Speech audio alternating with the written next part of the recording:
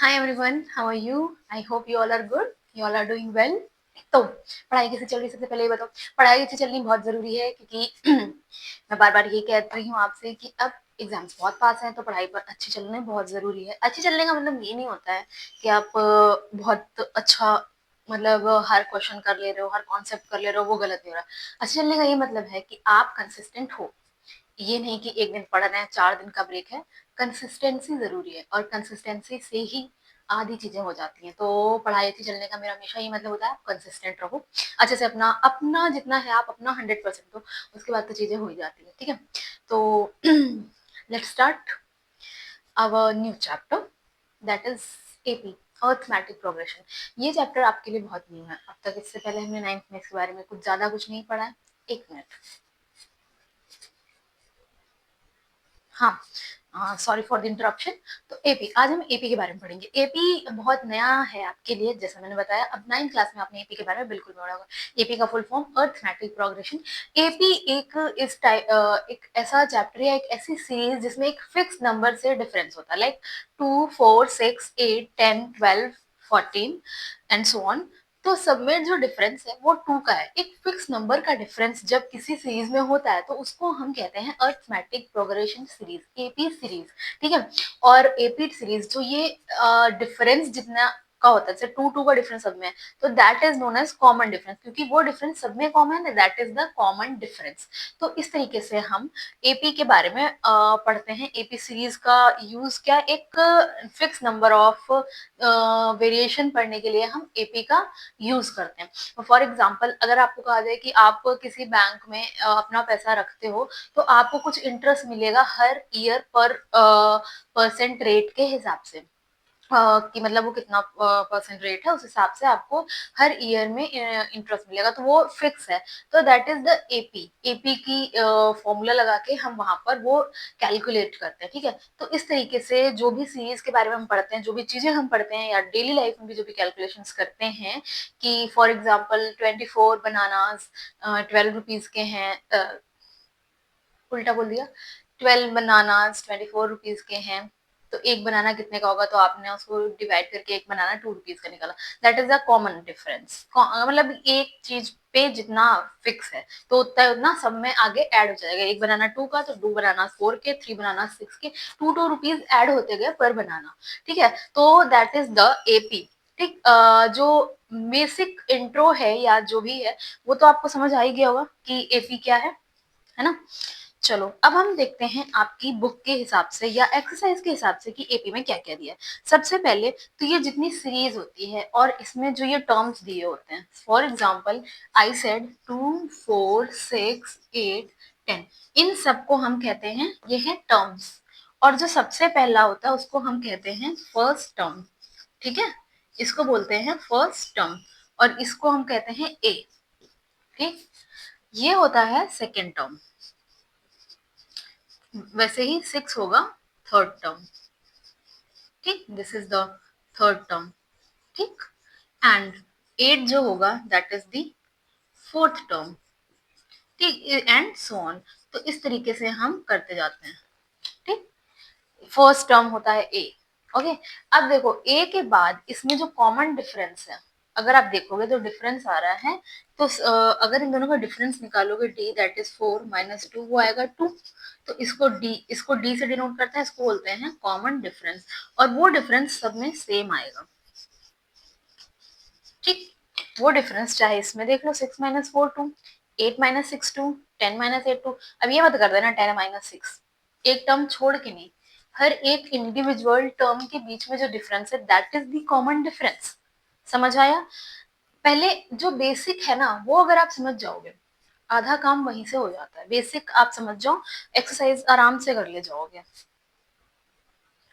चलो अब देखो, अब मैंने जो ये टर्म बताया, जैसे ये सीरीज मैंने आपको बताया 2, 4, 6, 8, 10, 12। ठीक, तो ये देखो अगर ऐसे तो ये ए है, फिर ये इसको जब सीरीज में लिखते हैं ये A1 होता है, ये A2 होता है, ये A3 होता है, ये A4 होता है, दिस इज द A5। तो देखो पहला टर्म, हमेशा फर्स्ट टर्म की जब हम बात करेंगे तो फर्स्ट टर्म इज ए। ठीक, फर्स्ट टर्म हमेशा ए रहेगा, ठीक है। सेकेंड टर्म की बात करेंगे, फर्स्ट टर्म तो फर्स्ट टर्म है, उसमें कुछ ऐड नहीं हो रहा।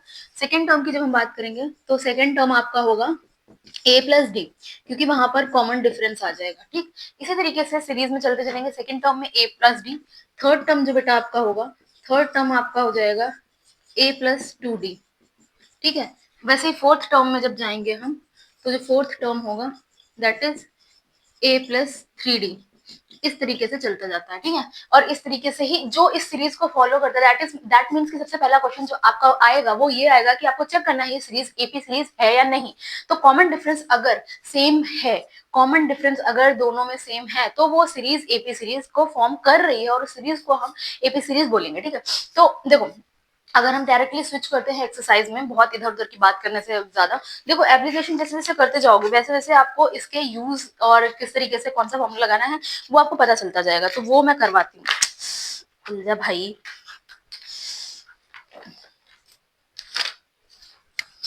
पेज ही नहीं खुल रहा। तो आपकी एक्सरसाइज 5.1 जो है, उसमें पहला दिया, in which of the following situations does the list of numbers involved make an AP and why.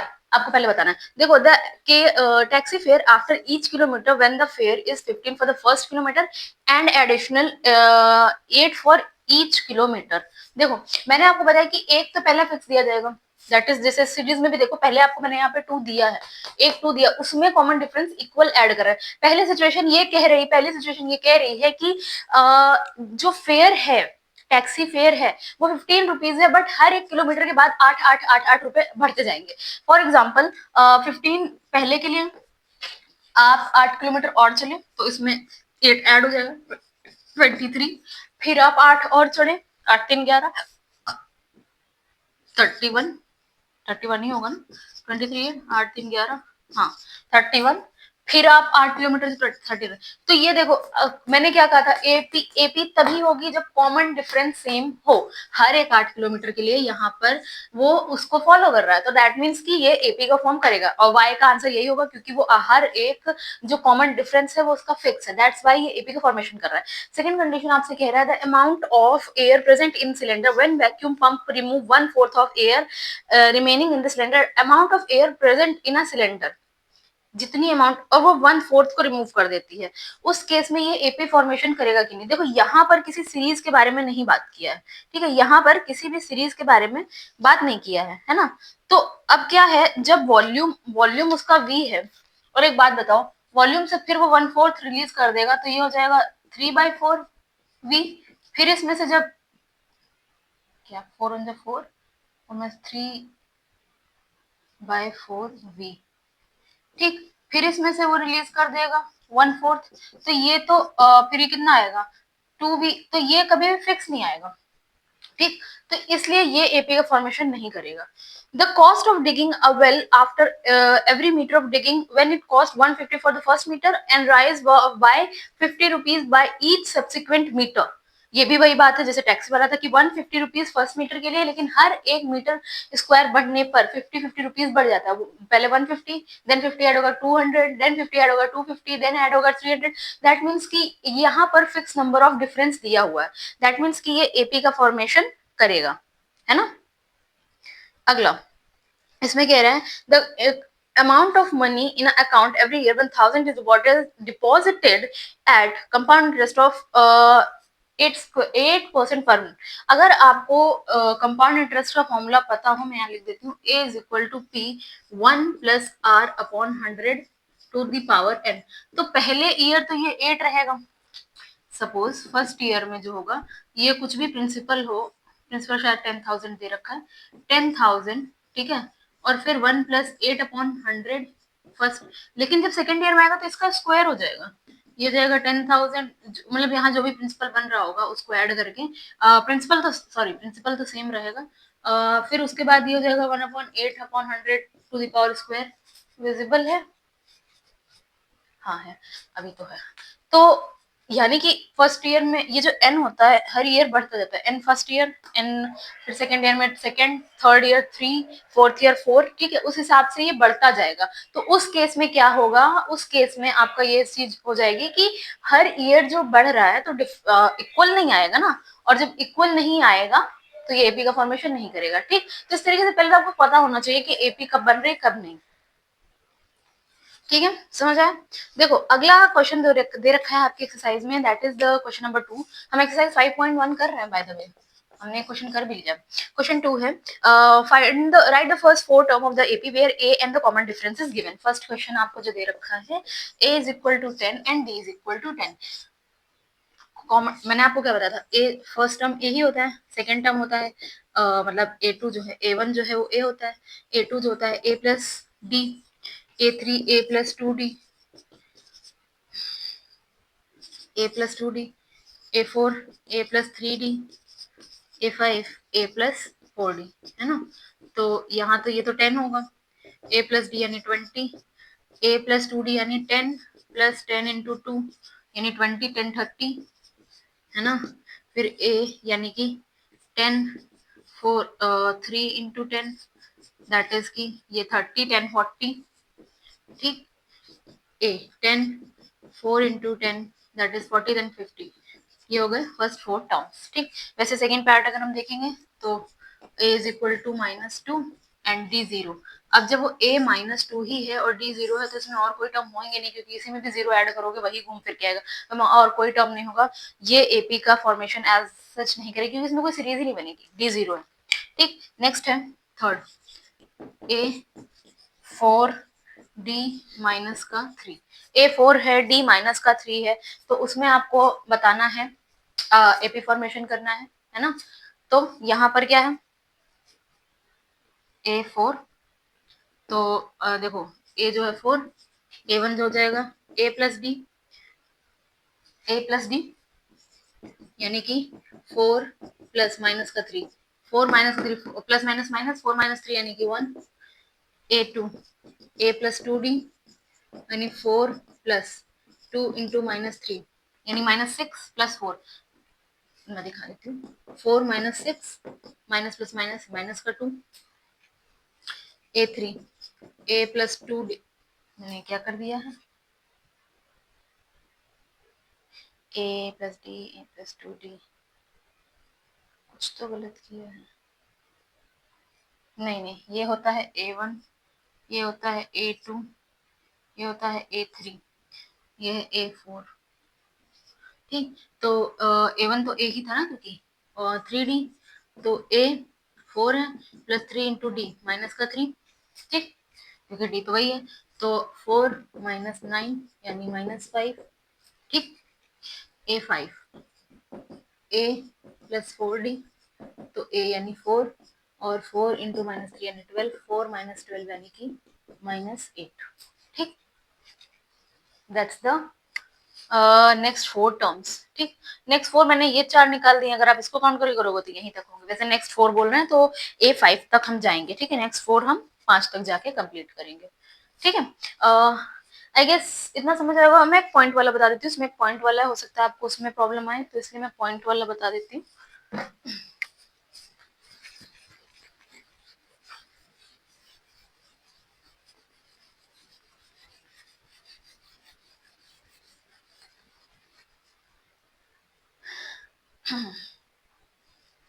Point का क्वेश्चन है, fifth part, fifth is a is equal to -1. आज मैं बहुत लिखने में गलती कर रही हूँ, 1.25 and d is equal to -0.25, लिखने में गलती कर रही हूँ, सॉल्व सही कर रही हूँ। चलो a माइनस का 1.25, तो a1 जो होगा वो a ही होगा, -1.25, ठीक। Okay, a2 a1 plus d यानी कि माइनस का 1.25 प्लस माइनस का 0.25। अब देखो माइनस का 1.25 प्लस माइनस माइनस 0.25, अगर अगर किसी को भी पॉइंट वाले ऐड या सब्सट्रैक्ट नहीं आते, मैं इसमें करके बता रही हूँ। देखो पॉइंट के नीचे पॉइंट लिखना होता है बस। देखो दिस इज 1.25 और ये पॉइंट के नीचे पॉइंट लिखो 0.25 और 0 के नीचे 0, पॉइंट से इधर वाला इधर नीचे और इधर से इधर नीचे, ठीक। इस तरीके से लिखते हैं। देखो 5 5 10, 2 2 4 1 5 और 1, ठीक, ऐड किया तो ये हो गया माइनस का 1.50, ठीक। अगर हम a2 हो गया a3 a1 a2 a3 की बात करेंगे a प्लस 2d, ए है माइनस का 1.25 प्लस 2 इंटू माइनस का 0.5, 25 दोनों 50 होता है, मैं डायरेक्ट ऐड कर रही हूँ 25, और ये हो जाएगा 0.50 माइनस का प्लस माइनस माइनस, ठीक है, 5 2 7, डायरेक्ट ऐड कर रही हूँ, आप ऐड करके देख लेना, क्योंकि अब मैंने एडिशन बता दिया, इसी तरीके से होगा। A4 A प्लस 3D, ठीक है, A माइनस का 1.25 प्लस 3 इंटू डी माइनस का 0.25, ठीक, माइनस का 1.25 और 25 75 माइनस का 0.75, ठीक, ये हो जाएगा माइनस का 2.00, क्योंकि 5 5 10, 7 दोनों 1 10 और 2, ठीक। A4 और A5 आपका हो जाएगा A plus 4D that is minus का 1.25 प्लस 4 इंटू माइनस का 0.25, 4 इंटू ये हो जाएगा 1 दैट इज माइनस का 2.25। विजिबल है? हाँ है, ठीक, ये हो गया माइनस का 2.25। तो ये पॉइंट वाले होगा, तो इसलिए मैंने ये पॉइंट वाला बता दिया कि अगर इसमें किसी को प्रॉब्लम हो कि पॉइंट का एडिशन नहीं आता है, पॉइंट का सब्ट्रैक्शन नहीं आता है, तो यही करना होता है, मेथड यही है, ऐड कर लो या सब्ट्रैक्ट करो, बाकी एडिशन सब्ट्रैक्शन तो वैसे ही होता है, ठीक है। तो ये हो गया, मैंने 3 4 सारे बता दिए हैं लगभग, बाकी क्या आप करना, अगर नहीं आ रहा है तो कमेंट करो, मैं आपको उसका सॉल्यूशन बताऊंगी, ठीक है।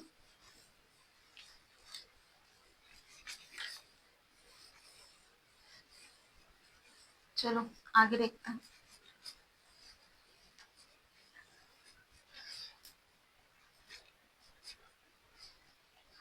नेक्स्ट है for the following AP for right the first term and the common difference. बहुत इजी है, राइट द फर्स्ट टर्म, देखो फर्स्ट वाला तो आप आराम से कर लोगे, क्योंकि उसमें तो सिर्फ सिंपल से नंबर दिए हुए हैं, मार्कर कहाँ गया, सिंपल से नंबर्स दिए हुए हैं। मैं आपको फ्रैक्शन वाला थोड़ा सा बता देती हूँ, हो सकता है उसमें प्रॉब्लम आए। थर्ड पार्ट है जो 1/3, 5/3, 9/3, 13/3, देखो कॉमन डिफरेंस कम से कम 2 में निकाल के देखना, 2 मतलब कि इसका इसका भी और इसका इसका भी, देख लो कॉमन डिफरेंस सही आ भी रहा है या नहीं। फर्स्ट टर्म तो आप देख के बता सकते हो कि पहला वाला टर्म यानी फर्स्ट टर्म ये है एपी, मतलब ए, इसको बोलना फर्स्ट टर्म, ठीक है। कॉमन डिफरेंस डी की बात करें तो इससे इसको निकाल को 5/3 माइनस 1/3, 3 एलसीएम 5 माइनस 1 4, 4/3, ठीक। इसका भी देख लो करके 9/3 माइनस 5/3, 3 एलसीएम 9 माइनस 5 यानी 4, ठीक, सेम है। एक पॉइंट वाला भी मैं बता देती हूँ फोर्थ, ये है 0.6, 1.7, 2.8, 3.9, तो ए तो फर्स्ट टर्म तो 0.6 ही है, डी जो है आपका 1.7 माइनस 0.6, देखो ऐसे करते हैं, पॉइंट के नीचे पॉइंट, नंबर के नीचे नंबर, ठीक, 7 में से 1 गया 1, 7 में से 6 गया 1, 1 में से 0 गया 1, 1.1, ठीक। इसका करके देख लो 2.8 माइनस 1.7, आगे वाले से पीछे वाला माइनस करते हैं, ठीक है, 2.8 1.7, 8 में से 7 गया 1, 2 में से 1 गया 1, 1.1 यानी कि सही है, ठीक। अगला है which of the following AP, which of the following are AP if they form an AP, find the common difference and write 3 more terms। Interesting, मैं आपको रूट वाला बताती हूँ, क्योंकि आपको हो सकता है रूट वाला निकालने में प्रॉब्लम। देखो कैसे पता करोगे एपी है कि नहीं, 2 का कॉमन डिफरेंस निकाल के देख लो, 2 या 3 का, 2 या 3 नंबर्स के बीच में, तो अगर सेम आ रहा है तो एपी है, नहीं आ रहा है तो नहीं है। चलो फिफ्थ पार्ट जो रूट वाला है, रूट वाले में ही आप लोगों को प्रॉब्लम आ सकती है, तो मैं आपको फिफ्थ पार्ट रूट वाला बताती हूँ, ठीक है। बाकी तो हो सकता है आपने कर भी लिया हो, ना हो रहा हो रूट वाला, तो इसलिए मैं आपको वो बता रही हूँ।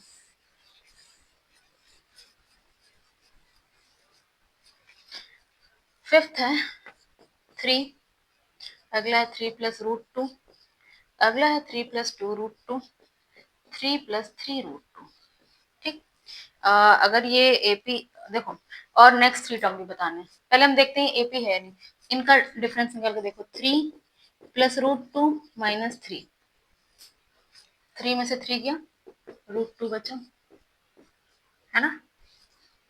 इसका देखो D 3 2 root 2 minus 3 plus root 2, याद रखना ये माइनस मल्टीप्लाई होगा अंदर, ऐसे मत कर देना, ये -3 माइनस रूट 2, 3 3 कट गया, 2√2 में से 1√2 गया, कितना बचा? 2√2 है, यहाँ 1√2, तो 1√2 बचेगा। सही। इसका भी करके देख लो, अगर बहुत ज्यादा संतुष्टि लेनी है तो 3 + 3√2 -3 + 2√2। ठीक, 3 + 3√2 -3 -2√2। 3 कट गया, 3√2 में से 2√2 गया, 3 में से 2 गया 1, यानी √2। ठीक है, तो यानी कि एपी फॉर्म कर रहा है, तो लिख दोगे yes, this is an AP series. ठीक, अगर एपी थे, next three term find out करने थे, नेक्स्ट थ्री फाइंड आउट करने हैं, तो ये क्या हुआ, ये A1 है, A2 है, A3 है, A4 है। A4 तुमको A5 A6 A7 A8 निकालना है। A5 यानी A+4D, एक कम होता है उससे, जो पिछला वाला उससे एक कम होता है। A है 3 + 4, D कितना है √2, यानी कि 3 + 4√2, ये हो गया। A6 निकालना है तो A+5D। ठीक, तो A है 3 और 5 इंटू डी यानी √2, 3 + 5 √2। ठीक, A7 A+6D, तो A है 3 और 6 इंटू √2, 3 + 6 √2। ठीक, ये होगा नेक्स्ट थ्री टर्म्स। ठीक, इस तरीके से बाकी के आप ट्राई करना, पॉइंट वाला भी ट्राई करना, बहुत ज्यादा मुश्किल नहीं है, जो रूट वाला था वो मैंने बता दिया।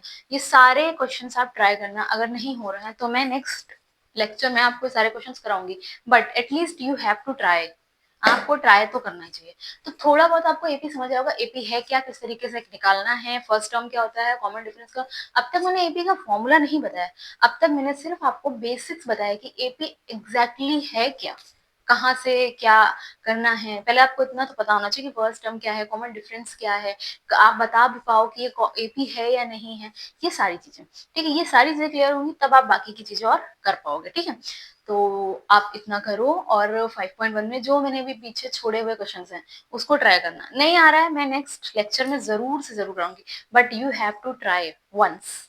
अपने आप से ट्राई करोगे तो एक सेटिस्फेक्शन आता है कि ओ, जो मैम ने मुझे बताया था वो मैं समझ गया, या मैं समझ गई, मैंने कर लिया, तो एक मोटिवेशन आता है, एक अच्छा लगता है। दैट्स वाई आप अपने आप से ट्राई करना। मैं अभी चाहूँ तो भी सारे करा दूं, बट आप ट्राई करना, नहीं आता है मैं नेक्स्ट लेक्चर में बताऊँ, ट्राई करोगे, देखना अपना गलती, देखना आपने कहाँ पे की है, और फिर बाकी तो मैं बता ही दूंगी। ठीक है, thank you so much for watching, please like share subscribe, and best of luck for your board exam.